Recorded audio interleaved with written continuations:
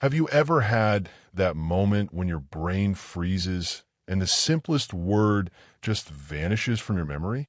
Imagine standing in front of a doctor, feeling unwell, and instead of saying, "I feel sick," you accidentally say, "I feel sin."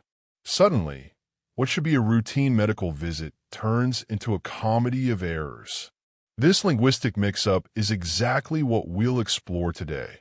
A story that will make you laugh while teaching valuable lessons about language learning.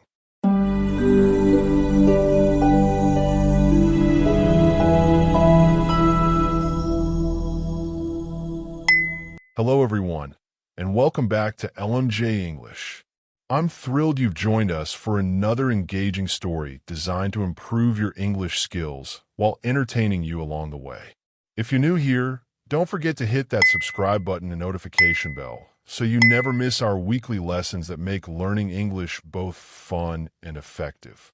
Today's story follows Anna, an English learner just like many of you, as she navigates the challenging world of medical vocabulary during an unexpected doctor's visit. Her simple mistake creates a hilarious series of events that perfectly illustrates how even small errors in language can lead to major misunderstandings and ultimately great learning opportunities. So sit back, grab your notebook, and prepare to laugh, learn, and maybe even see yourself in Anna's shoes. Let's dive into this linguistic adventure together. Anna's background. Anna was not so different from many of us who embark on the challenging journey of learning a new language. At 25 years old, she had moved to America just 6 months ago to pursue her master's degree in business administration.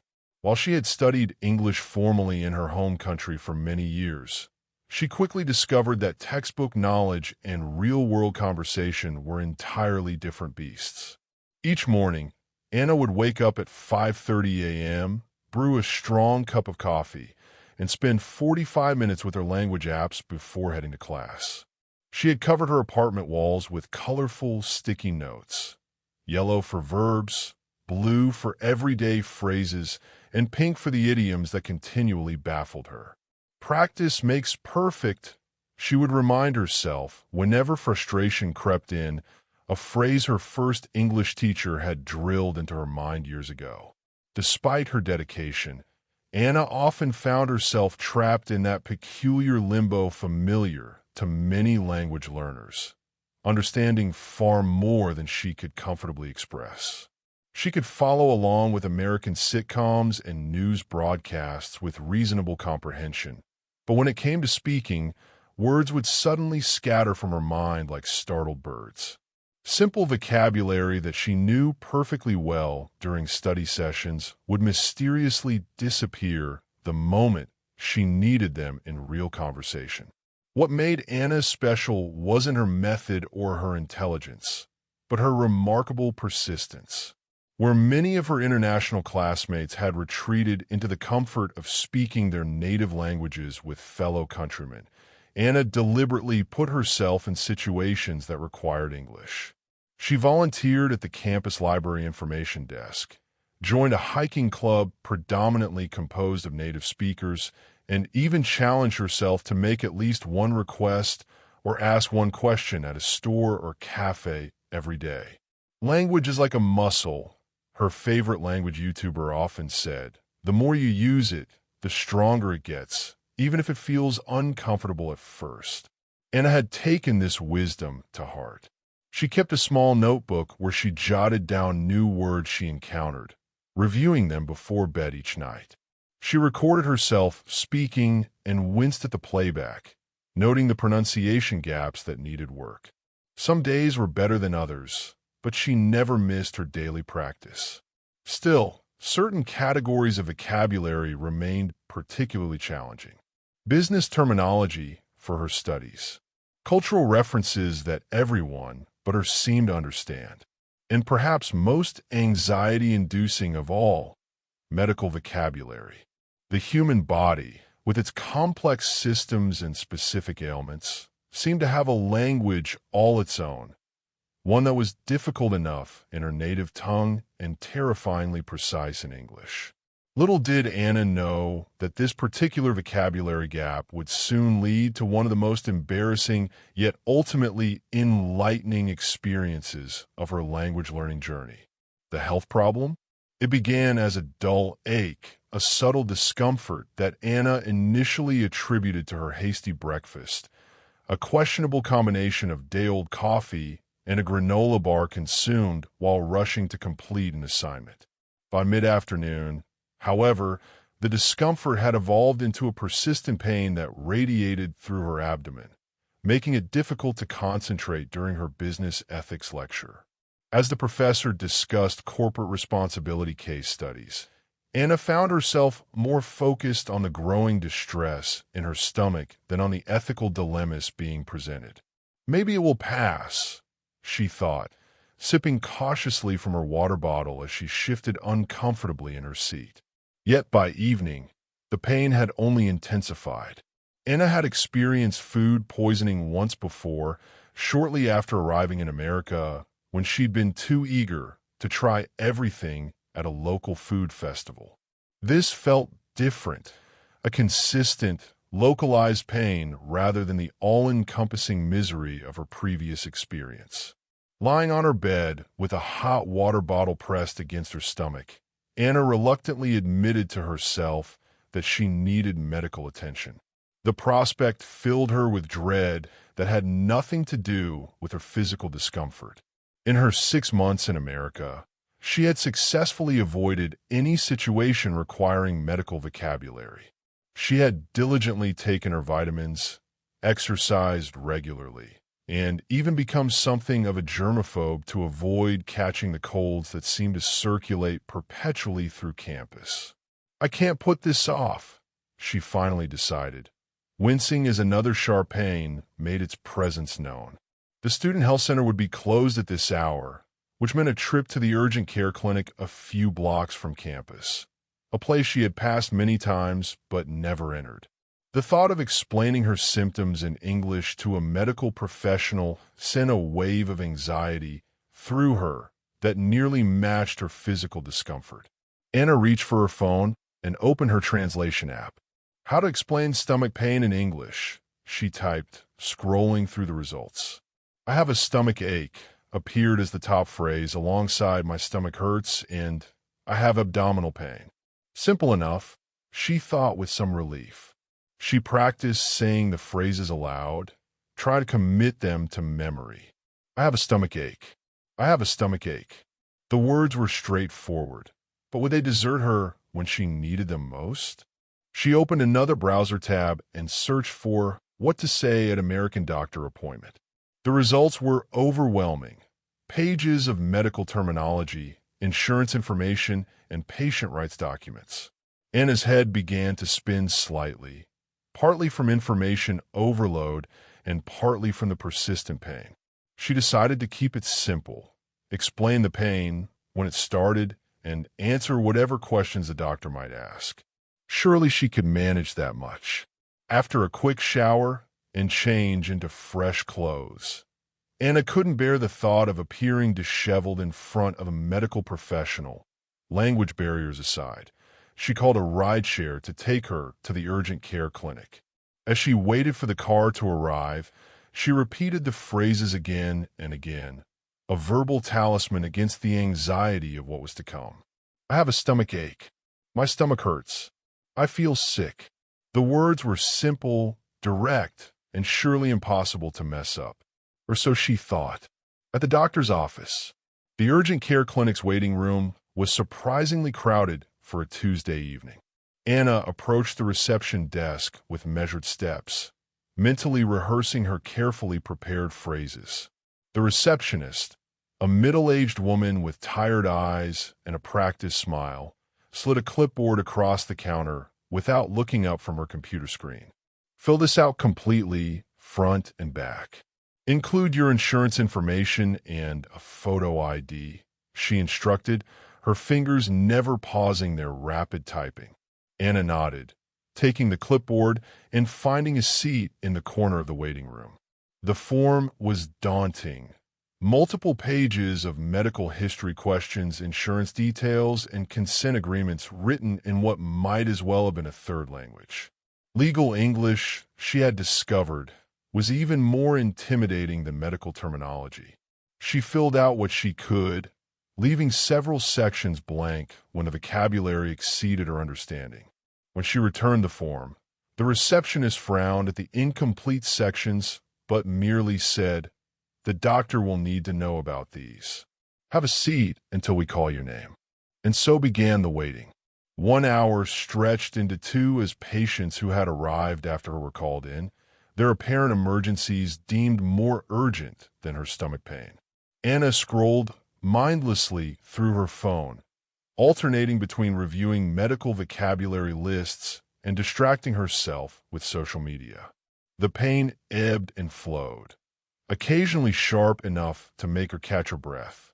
Each time the door to the examination rooms opened, Anna's heart rate quickened, anticipating her name. Each time someone else was called, her anxiety ratcheted higher. Would she remember what to say? Would the doctor understand her accent? Would she understand the doctor's questions? The phrases she had practiced began to jumble in her tired mind. Anna Petrova? The nurse's pronunciation of her surname was almost unrecognizable, but Anna jumped to her feet anyway. "Yes, that's me," she responded, gathering her purse and following the nurse through the heavy door into a narrow hallway lined with examination rooms. "Room 3, the nurse said, gesturing to an open door. "The doctor will be with you shortly." Shortly, Anna discovered, was a relative term. Another 45 minutes passed as she sat perched on the edge of the examination table, the crinkly paper cover crinkling loudly each time she shifted position. The small room seemed to grow smaller with each passing minute. The medical posters on the wall, depicting everything from proper hand-washing technique to the stages of heart disease, becoming Anna's only entertainment.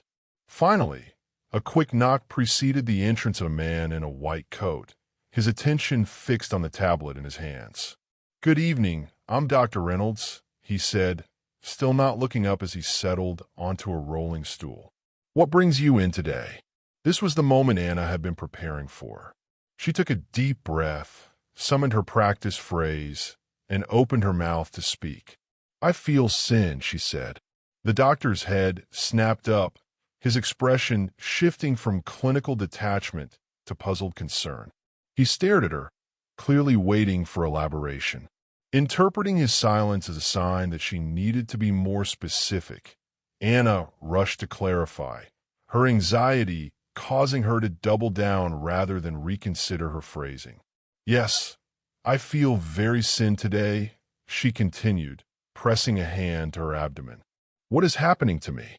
Dr. Reynolds blinked slowly, his brow furrowing. "You feel sin?" he repeated carefully. Anna nodded emphatically, relieved that he was at least acknowledging her statement. "Very much sin," she confirmed. "Since this morning." The doctor's expression remained carefully neutral as he made a brief note on his tablet. "I see," he said, though his tone suggested the opposite. "And can you tell me more about this feeling?" Anna's confidence was rapidly evaporating. Something wasn't right. The doctor's reactions didn't match what she had expected for a simple stomach complaint. Her mind raced, desperately trying to recall if she had used the correct phrase, but the more she tried to remember, the more confused she became. The word sin seemed correct, short, simple, starting with S, but the growing awkwardness in the room suggested otherwise. It hurts," she attempted, placing both hands on her stomach now. "Here. Bad." "Ah," Dr. Reynolds said, his expression clearing slightly. "You're experiencing physical pain in your abdomen." Yes. Anna nodded vigorously, grateful for any progress in communication. "I feel sin here. Very sin." The doctor's lips twitched slightly, though whether from amusement or continued confusion, Anna couldn't tell. The situation was rapidly deteriorating into a linguistic nightmare worse than anything she had imagined on the ride over. The confusing conversation, the sterile examination room, fell into an uncomfortable silence. Dr. Reynolds tapped something into his tablet, his expression unreadable. Anna sat rigid on the paper-covered table, the crinkling sound beneath her seeming unnaturally loud in the quiet room. She tried to decipher what was happening. Had she said something offensive? Was there a medical term she should know? Or was the doctor simply processing what she had told him? So, Dr. Reynolds finally broke the silence, looking directly at Anna now. You say you're feeling sin today, and this is causing you physical discomfort. Anna nodded eagerly, relieved he was attempting to understand. Yes, very sin. In my stomach. She patted her abdomen again for emphasis. The doctor tilted his head slightly. When you say sin, can you clarify what you mean by that? Are you referring to a moral or religious concern? Or is this a physical sensation you're trying to describe? The mention of moral or religious concern sent Anna's mind into a tailspin. Why would the doctor ask about religion when she was clearly describing a stomach problem? A horrible suspicion began to form that she had been using the wrong word entirely, but she couldn't pinpoint the error. No religion, she said hastily. Just body. I feel sin in body. Bad sin. She was becoming increasingly desperate, her English deteriorating as her anxiety mounted. Dr. Reynolds set his tablet aside and leaned forward slightly. Ms. Petrova, I want to help you, but I'm having difficulty understanding exactly what your concern is today. Perhaps we could approach this differently. When did you first notice this feeling? This morning, Anna replied, clinging to this straightforward question like a lifeline. After breakfast. Then worse all day. And have you experienced this before? No, first time so sin. The doctor nodded thoughtfully. Have you had any changes in your diet recently? Tried any new foods? Anna considered this. No, same foods always. Any nausea, vomiting, or changes in bowel habits? He asked, returning to standard diagnostic questions. These terms Anna recognized from her hasty research. No, sick, she began, then stopped abruptly. Sick.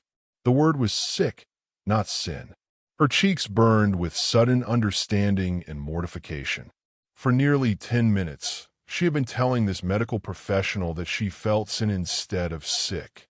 The realization must have shown plainly on her face because Dr. Reynolds' expression softened. Are you trying to say you feel sick, Ms. Petrova? Anna's embarrassment was so complete that she found herself momentarily unable to speak.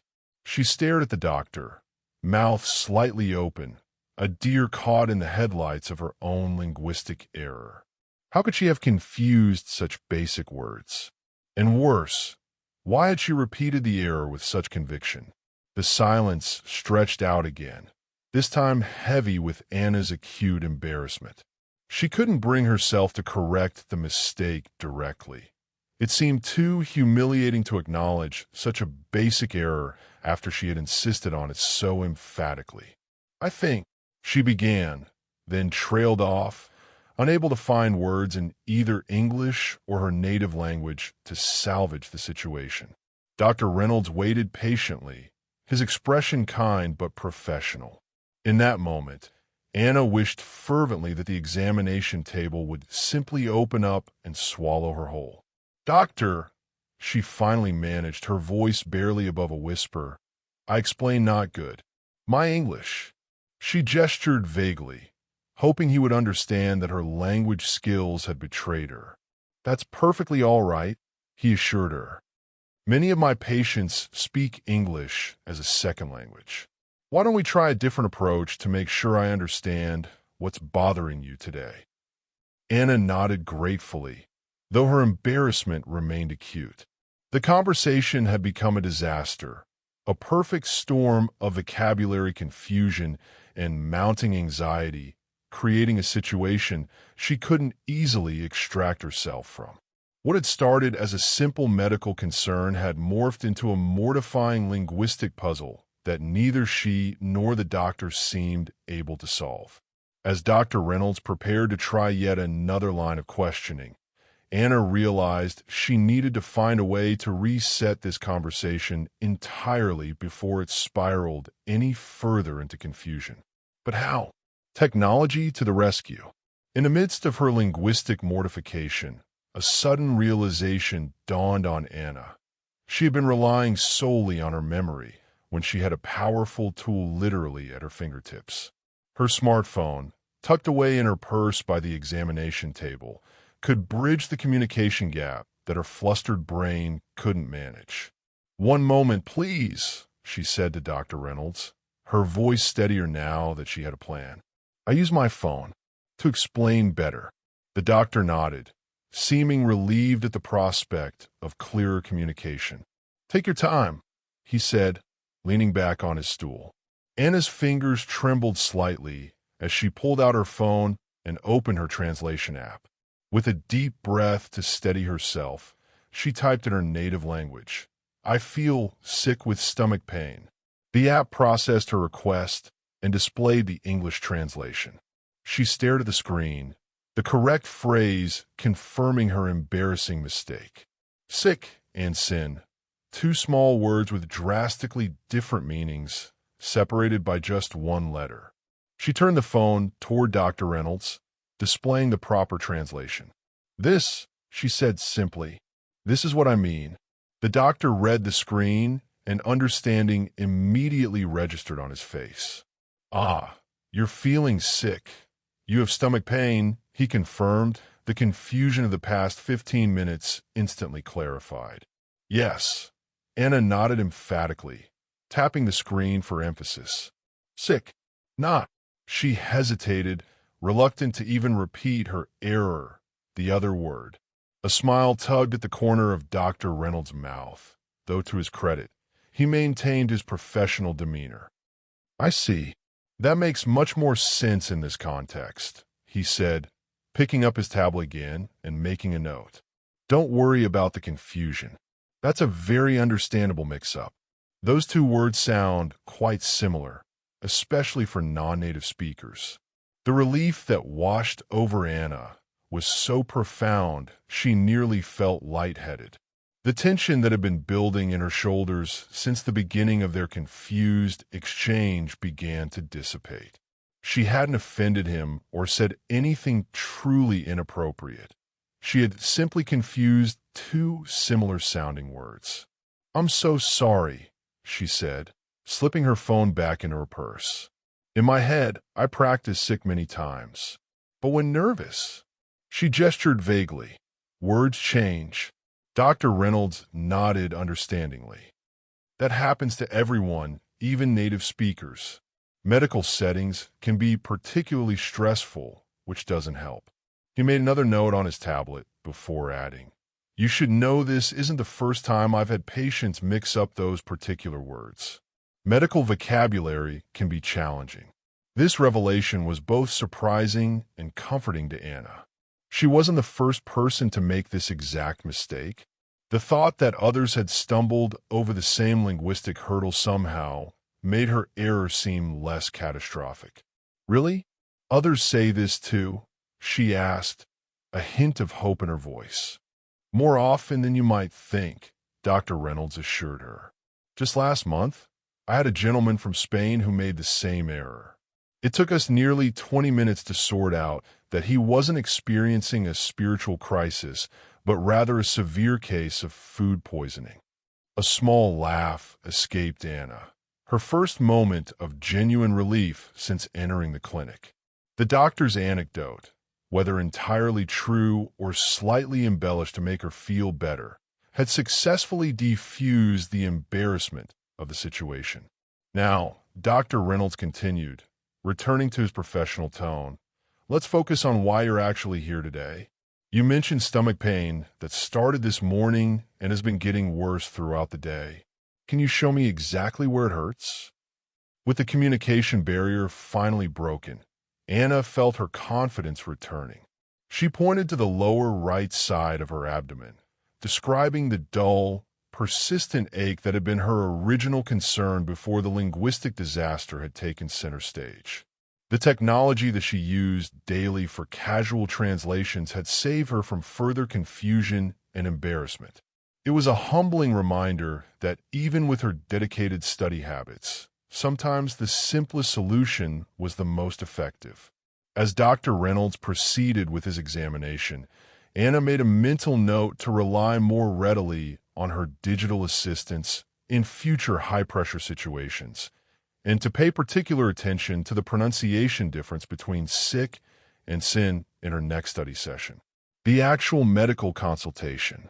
With the linguistic confusion finally resolved, Dr. Reynolds seamlessly transitioned into the actual medical assessment that Anna had come for in the first place.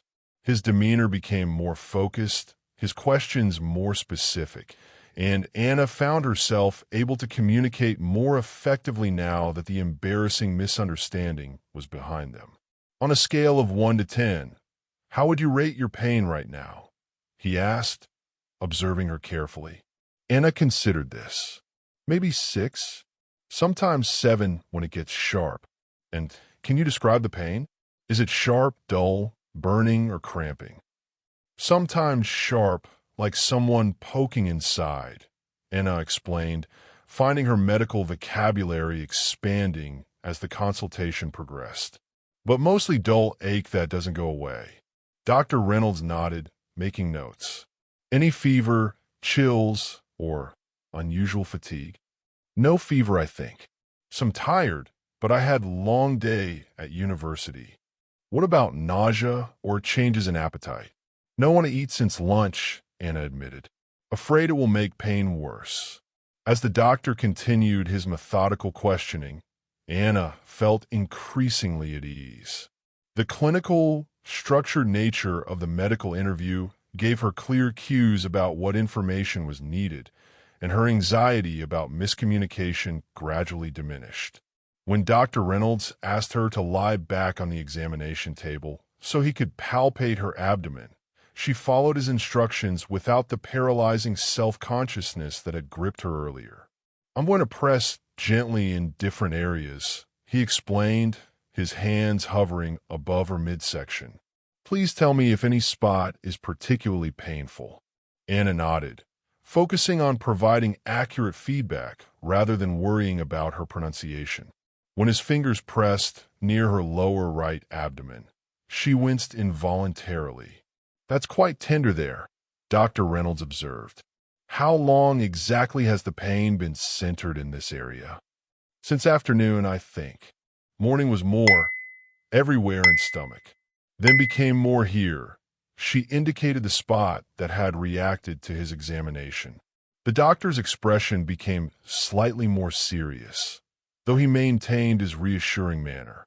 Based on your symptoms and the location of the pain, I'm concerned about the possibility of appendicitis. It's not severe yet, but we should run some tests to rule it out or confirm it. Anna's eyes widened. Appendicitis? This is very serious, yes? It can be serious if left untreated, Dr. Reynolds explained calmly, but we've caught it early if that's what it is. I'd like to order a blood test to check for signs of infection and an ultrasound to look at your appendix. Both can be done here at the clinic.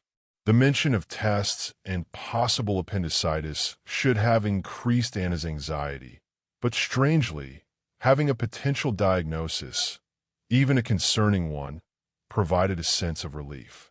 Her discomfort had a name, a known medical condition rather than a mysterious ailment. Dr. Reynolds wrote orders for the tests and explained that they would take about an hour to complete and analyze. In the meantime, I'll prescribe something for the pain, he said, typing on his tablet. Once we have the test results, we'll determine next steps. If it is appendicitis, you may need surgery, but let's not get ahead of ourselves.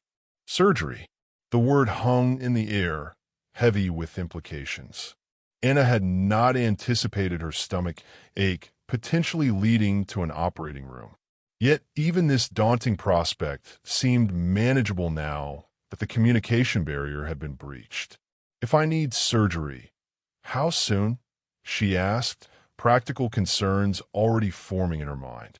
Her coursework, her limited insurance, her lack of family in the country, all would be complicated by a surgical procedure. If the tests confirm appendicitis, typically surgery happens quite quickly, within 24 to 48 hours, Dr. Reynolds explained. But we're not there yet.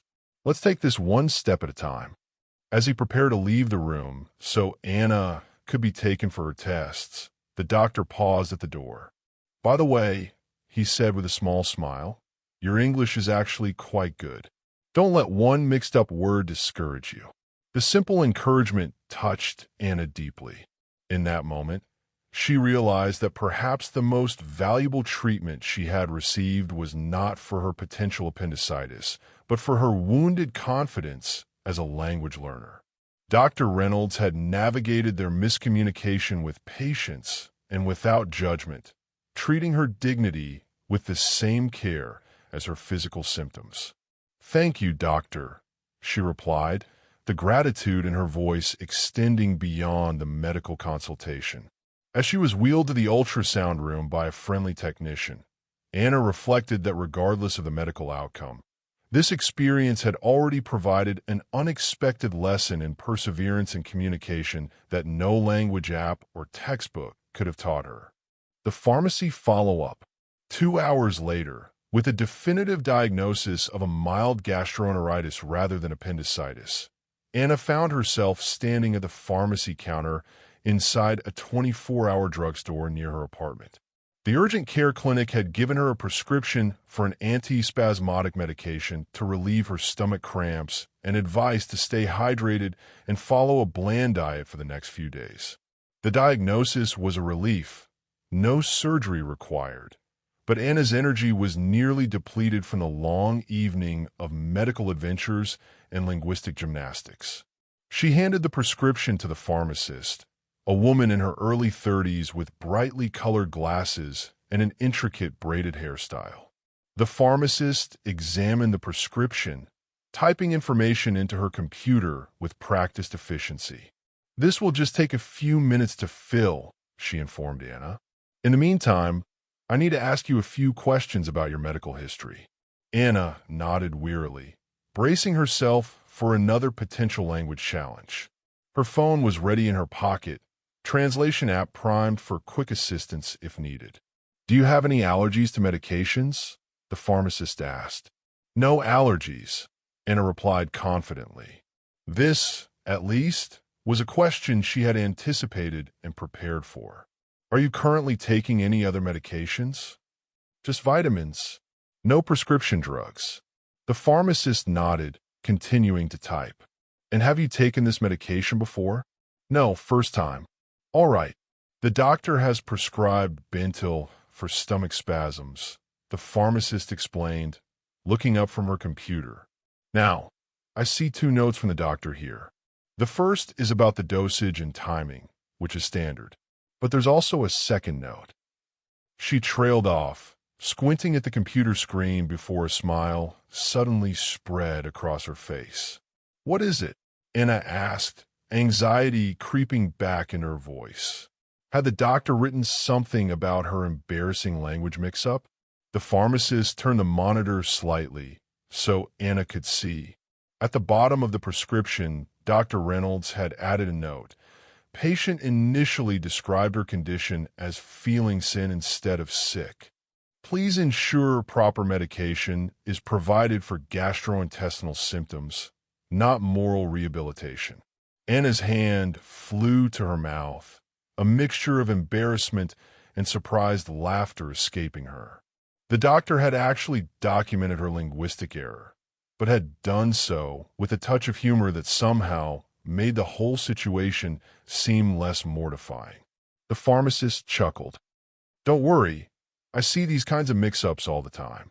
The English language is full of words that sound similar, but mean completely different things. It was so embarrassing, Anna admitted, finding it easier to laugh about the situation now that it was behind her. I kept saying I feel sin, and the doctor looked so confused. I thought I was saying sick the whole time. Well, if it makes you feel any better, the pharmacist offered. Last week I had a gentleman who kept asking for medicine for his headache when what he meant was a rake. He left wearing an unnecessary eye patch before we figured it out. Anna laughed, the tension of the day finally releasing. Really? That is worse than my mistake. Medicine has its own language, the pharmacist said wisely as she turned to prepare Anna's prescription. Even native English speakers struggle with it sometimes. As the pharmacist counted out pills and prepared the medication label, she continued chatting with Anna. Where are you from originally? Your English is actually quite good, despite this small mix-up.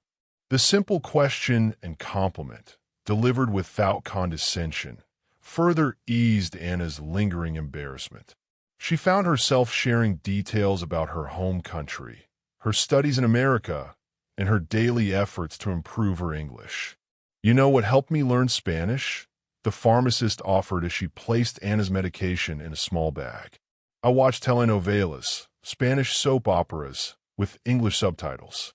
It was entertaining and educational at the same time. I try to watch American TV shows, Anna admitted, but sometimes they speak so fast. Start with the news, the pharmacist suggested. Newscasters generally speak more clearly and formally. Or children's shows. They use simpler vocabulary and speak more slowly. When the pharmacist handed over the medication, she included a printed information sheet. These are the instructions for taking the medication, possible side effects to watch for, and dietary recommendations while you're recovering, she explained. It's all written out clearly, so you don't have to worry about remembering everything I've said. The thoughtfulness of this gesture, providing written information that Anna could review at her own pace without language pressure, was not lost on her. It seemed that her medical misadventure had brought her into contact with unusually understanding healthcare providers. Thank you, Anna said, genuine gratitude in her voice. For medicine and for being nice about my English. De nada, the pharmacist replied with a smile. That's Spanish for you're welcome. See, we're all language learners in some way. As Anna left the pharmacy, medication in hand and a bemused smile on her face, she realized that what had begun as one of her most embarrassing language errors had transformed into a strangely encouraging experience. The doctor and pharmacist had responded to her mistake not with impatience or condescension, but with understanding and even humor. Perhaps, she thought, mistakes weren't the catastrophic failures she had imagined them to be, but simply inevitable stepping stones on the path to fluency. With this new perspective, Anna made her way home, already mentally composing the story she would share with her language exchange partner at their next meeting. After all, what was a linguistic mix-up if not a memorable learning opportunity? And, as it turned out, a pretty good anecdote? Reflection on language learning.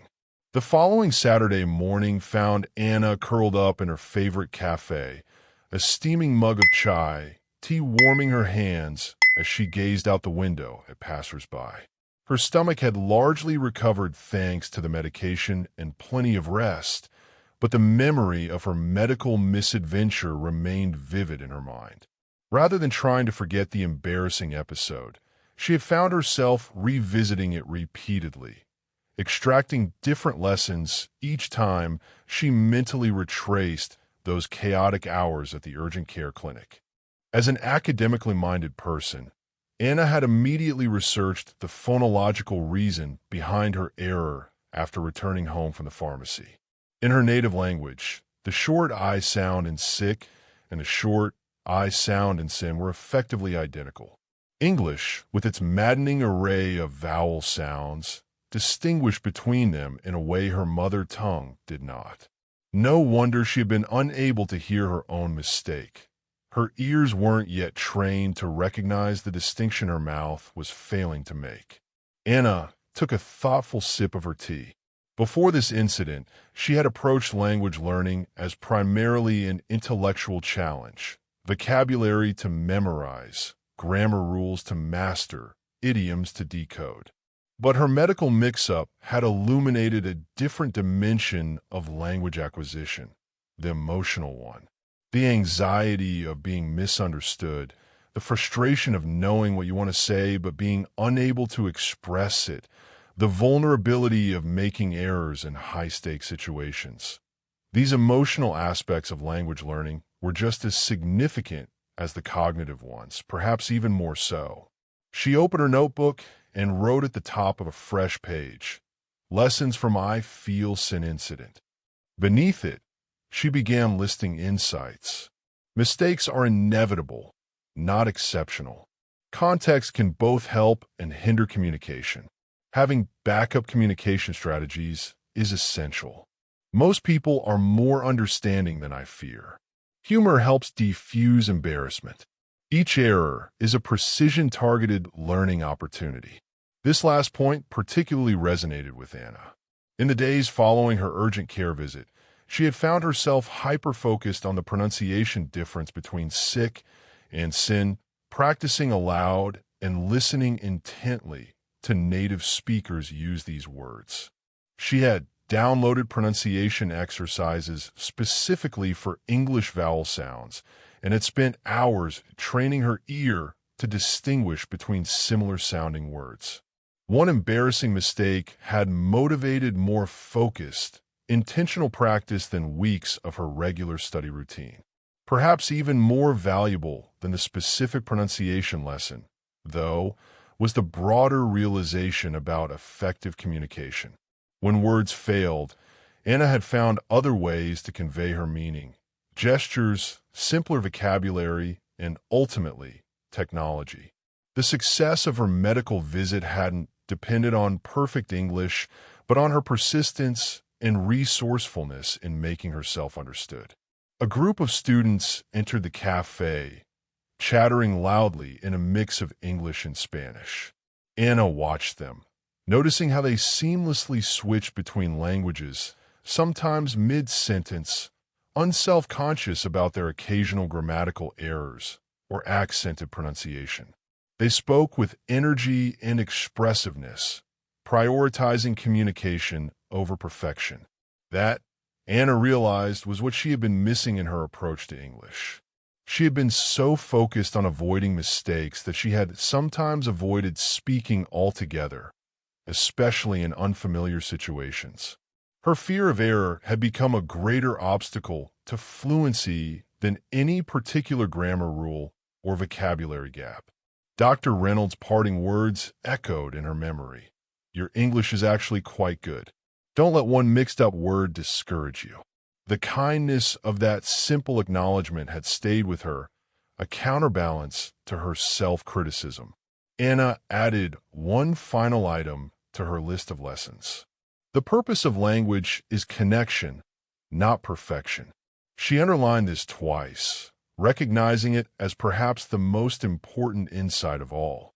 Her medical mistake, embarrassing as it had been, had ultimately created moments of genuine human connection. The doctor's patient understanding, the pharmacist's empathetic humor, and now, the stories she would share with friends and fellow language learners. As she closed her notebook and finished her tea, Anna felt a newfound resolve. She would continue studying diligently, but with a shifted perspective, embracing the messy, imperfect process of language acquisition rather than fighting against it. After all, if confusing sick Whitson hadn't derailed her urgent care visit, what speaking situation could she not eventually navigate? With a small smile, Anna gathered her things and headed out into the city, ears newly attuned to the English conversations swirling around her, no longer just listening for words to memorize, but for the music of human connection that transcended perfect grammar and precise pronunciation.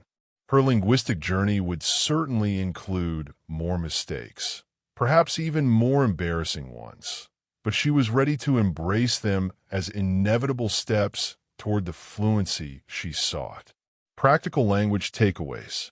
The medical misadventure that began with a simple stomach ache had unexpectedly transformed into one of the most educational experiences of Anna's language learning journey. Beyond the humorous confusion between sick and sin, her interactions at the urgent care clinic and pharmacy had exposed her to a wealth of practical medical vocabulary and healthcare phrases that no textbook could have made so memorable. Reflecting on the experience a week later, Anna decided to compile a comprehensive list of the medical and health-related terms she had encountered. This wasn't merely an academic exercise. It was practical preparation for future healthcare needs in an English-speaking country. Opening her language notebook to a fresh page, she began organizing what she had learned into useful categories. Essential symptoms and conditions. The most basic yet crucial vocabulary involved describing how one felt. Anna had learned the hard way the importance of precisely communicating symptoms. I have a stomach ache. Clearer and more specific than simply, I feel sick. I'm experiencing pain, a formal way to describe discomfort. It hurts here, simple but effective when combined with pointing to the location. Sharp pain versus dull ache. Important distinctions that help doctors diagnose. Nausea, feeling like you might vomit. Cramping, a specific type of abdominal pain that comes and goes. Tenderness, pain when an area is touched or pressed. Anna had noticed how Dr. Reynolds had carefully avoided medical jargon when speaking with her, using straightforward terms like infection rather than bacterial infection and tender area instead of point of maximum tenderness. This patient-friendly language had made it easier for her to understand her condition despite the language barrier. The medical examination process. The structured nature of the medical visit had also provided Anna with a template for future healthcare interactions. What brings you in today? The standard opening question for medical providers. On a scale of 1 to 10, the universal pain assessment method. When did the symptoms start? A key diagnostic question. Any allergies to medications? Essential safety information. Are you currently taking any medications? Another standard screening question. I'm going to press gently. Warning before physical examination. We need to run some tests. Introducing diagnostic procedures. Based on your symptoms, how doctors begin explaining their assessment. She had also learned that American medical providers often use the plural we when discussing treatment plans. We'll determine next steps, or we need to check for infection. A linguistic habit that had initially confused her, but now made sense as a way of involving the patient in the care process. Pharmacy vocabulary. The pharmacy visit had added another layer of practical healthcare terminology. Prescription. The doctor's written instructions for medication. Fill a prescription. The process of getting medication from a pharmacy. Dosage. How much medication to take. Side effects. Potential unwanted effects of medication. Take with food. Common medication instruction. Every 6 hours. Timing instructions for medication. Refill. Getting more of the same medication after the initial supply runs out. Anna had been particularly grateful for the written instructions that came with her medication, which had included clear directives like take 1 pill by mouth 3 times daily, and warnings such as may cause drowsiness. The standardized, concise language of medication instructions was surprisingly easier to understand than conversational English. Useful phrases for non-native speakers. Perhaps most valuable were the communication strategies Anna had developed for navigating healthcare with limited language proficiency. Could you speak more slowly, please? A polite way to ask for clearer speech. I don't understand that word. Direct acknowledgement of comprehension issues. Could you write that down? Requesting visual reinforcement of spoken information. Let me show you on my phone. Using translation technology as backup. I want to make sure I understand, signaling the need to confirm information. She had also learned that it was perfectly acceptable to ask, "Is there anyone here who speaks my language?" at larger medical facilities where interpreter services might be available. Beyond vocabulary, cultural insights, beyond specific terms and phrases, Anna's medical experience had revealed cultural aspects of American healthcare that no language course had covered. The expectation that patients would actively participate in discussions about their care. The importance of asking questions about treatment options. The need to advocate for oneself in complicated medical situations. The informal, first-name basis on which many medical professionals operated. The emphasis on patient privacy and information confidentiality. These cultural nuances were as important as vocabulary for successfully navigating the American healthcare system, especially for someone from a culture where medical interactions might follow different patterns. As Anna finished compiling her medical language guide, she felt a sense of accomplishment. What had begun as an embarrassing vocabulary error had motivated her to develop a personalized healthcare communication resource that she could reference and expand upon in the future. The stomach pain that had prompted her urgent care visit had long since subsided, but the linguistic benefits continued. She added one final note at the bottom of her list. Remember, one-word mistake didn't prevent successful treatment.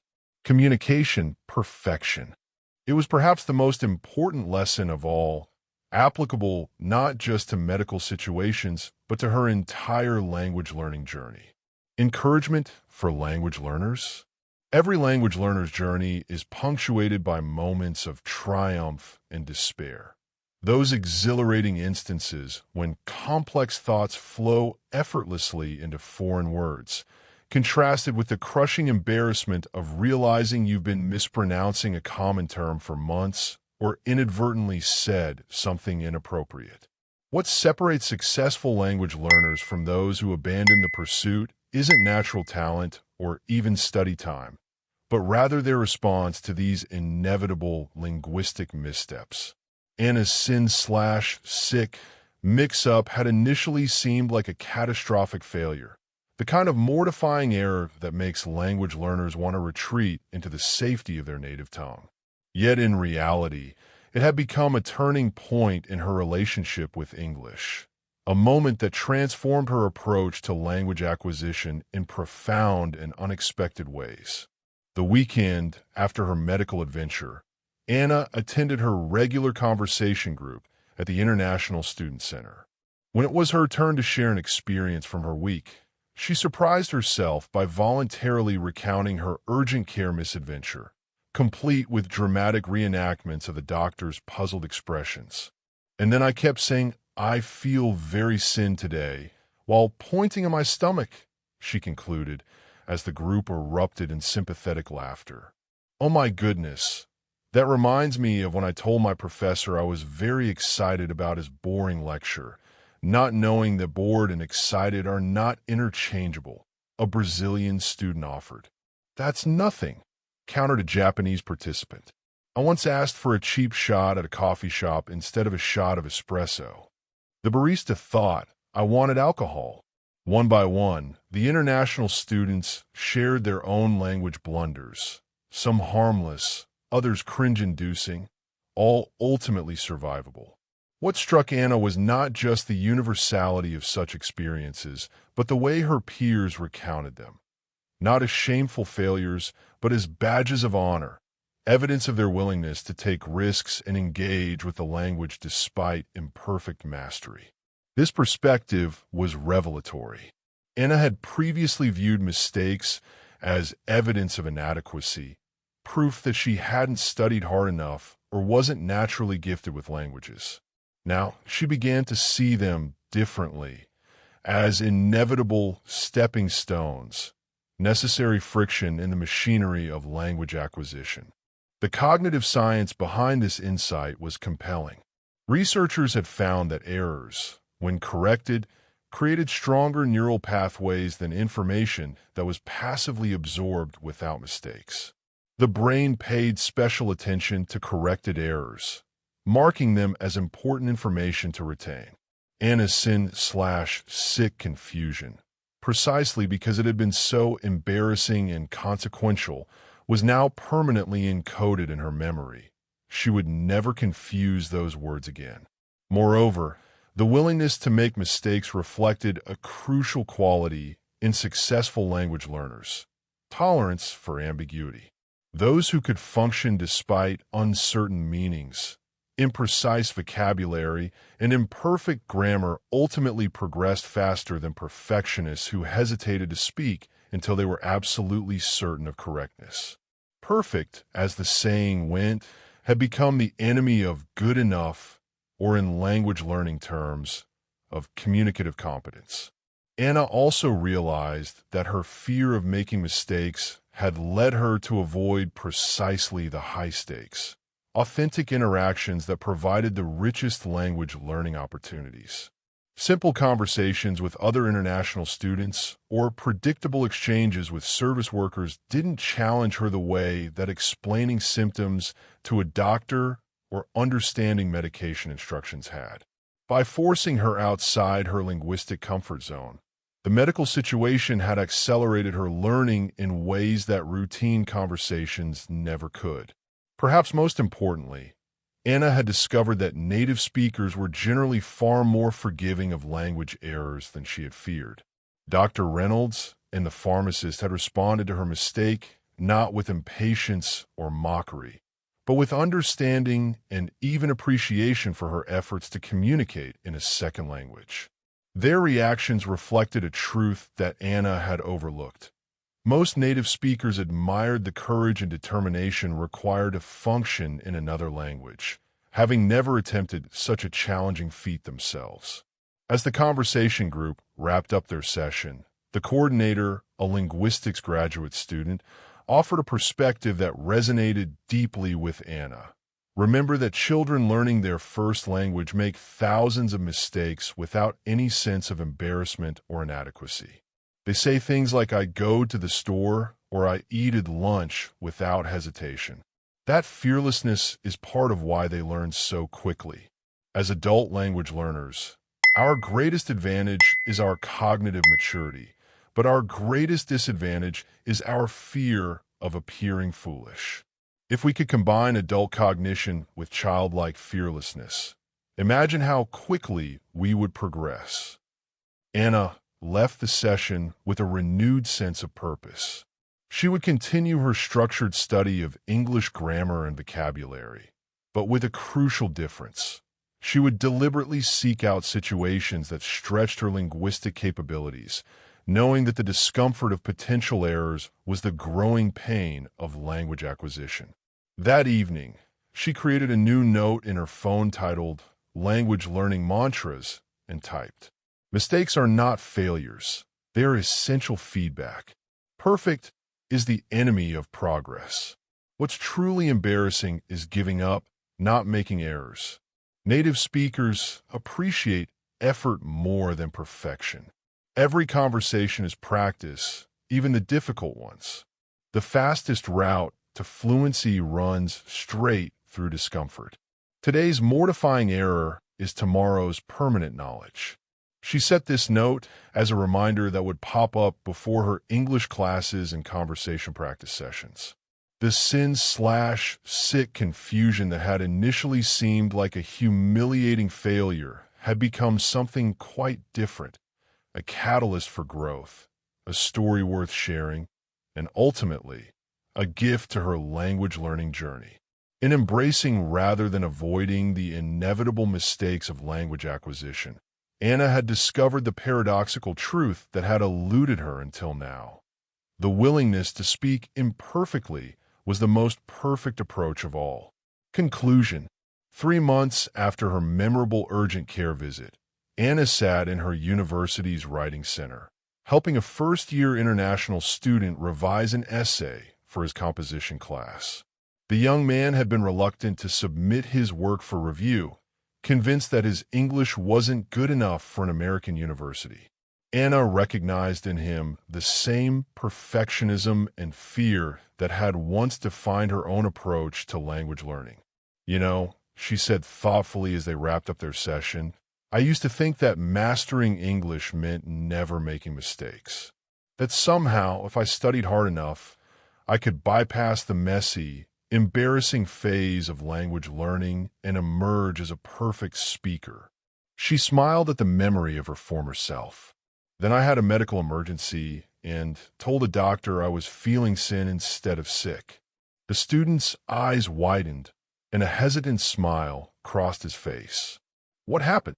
Well, after some very confused conversation and a lot of embarrassment, I figured out my mistake. But here's the thing. I still got the medical care I needed. The doctor still understood my problem. My imperfect English didn't prevent me from accomplishing what I needed to accomplish. Anna's journey since that pivotal medical mix-up had been remarkable. The incident had freed her from the paralyzing fear of errors that had previously constrained her language use. She had begun volunteering at the International Student Orientation, shared her story at a campus workshop on language learning strategies, and even started a conversation group specifically focused on language learning disasters and how to survive them. Each time she recounted her sin/sick confusion, the story became less about embarrassment and more about empowerment, a testament to resilience in the face of linguistic challenges. The truth about language learning, she told the student, handing back his essay with suggested revisions, is that communication matters more than perfection. Your ideas in this essay are compelling, even if some of your expressions aren't exactly what a native speaker would use. Those small errors don't diminish the value of what you're saying. As she gathered her things to leave, Anna reflected on how her relationship with English had evolved. She still studied grammar and vocabulary diligently, still consulted her translation app when needed, still occasionally confused words that sounded similar to her non-native ear. But these aspects of language learning no longer defined her experience or limited her willingness to engage. Instead, she had come to see language acquisition as a continuous conversation, with native speakers, with fellow learners, with the language itself. Each interaction, whether flawlessly executed or peppered with errors, added another thread to the rich tapestry of her growing linguistic competence. The measure of success was not error-free speech, but meaningful connection across the boundaries of language and culture. Outside the writing center, Anna paused to check her phone and saw a reminder for her upcoming doctor's appointment. A routine follow-up with Dr. Reynolds, who had become her regular physician after the urgent care visit. She smiled at the notification, no longer anxious about the prospect of discussing medical matters in English. From sin to success, she murmured to herself as she headed toward her next class, carrying with her not just an expanded English vocabulary and improved pronunciation, but something far more valuable, the confidence to speak, to err, to learn, and to grow in her adopted language. For Anna, and for countless language learners around the world, the path to fluency wasn't a straight line, but a winding road marked by wrong turns and unexpected discoveries.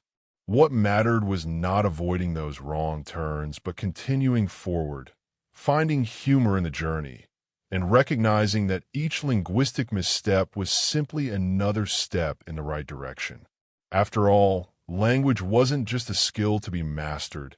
It was a living, breathing entity to be experienced, a bridge between cultures to be crossed one conversation at a time, mistakes and all. Thank you so much for joining me for Anna's linguistic adventure today. I hope her story not only brought a smile to your face, but also offered some valuable encouragement for your own language learning journey. Remember, every language learner, from beginners to advanced speakers, encounters those moments when words fail or mix up in unexpected ways. It's not these mistakes that define us, but how we respond to them and grow from them.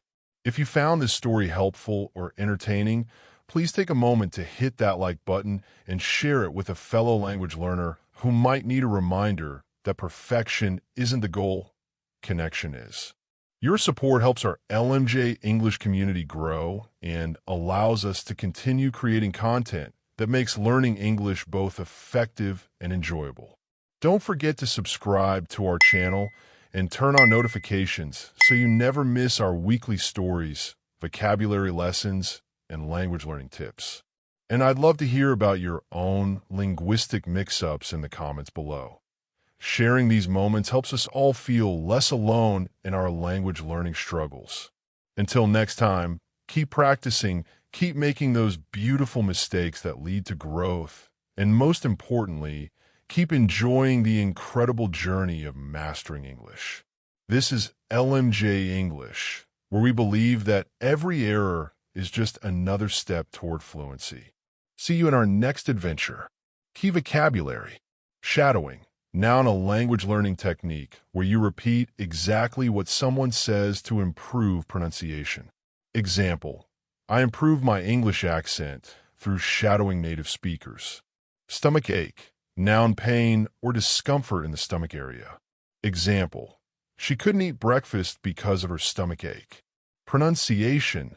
Noun, the way in which a word is spoken. Example: his pronunciation of thank you improved after practicing with native speakers. Urgent care. Noun, a medical facility that provides immediate care for non-life-threatening conditions.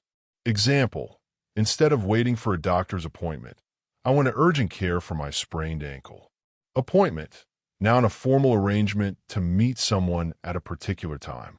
Example: I have a dental appointment at 3 p.m. tomorrow. Prescription. Noun, a written instruction from a doctor authorizing a patient to be provided with medicine or treatment. Example: the pharmacist filled my prescription for antibiotics. Symptom. Noun, a physical or mental feature indicating a condition or disease. Example: fever and cough are common symptoms of the flu. Dosage. Noun, the amount of medicine to be taken at one time. Example: the doctor increased the dosage when my condition didn't improve. Pharmacist. Noun, a person who is professionally qualified to prepare and dispense medicinal drugs. Example: the pharmacist explained how to take my medication correctly. Embarrassment. Noun, a feeling of self-consciousness, shame, or awkwardness. Example: her embarrassment disappeared when everyone laughed kindly at her mistake. Medication. Noun, a substance used for medical treatment. Example: the medication relieved my pain within an hour. Fluency. Noun, the ability to speak or write a language easily, well, and quickly. Example: daily practice has improved my fluency in English. Misunderstanding. Noun, a failure to understand something correctly. Example: the misunderstanding about the meeting time caused confusion. Persistence.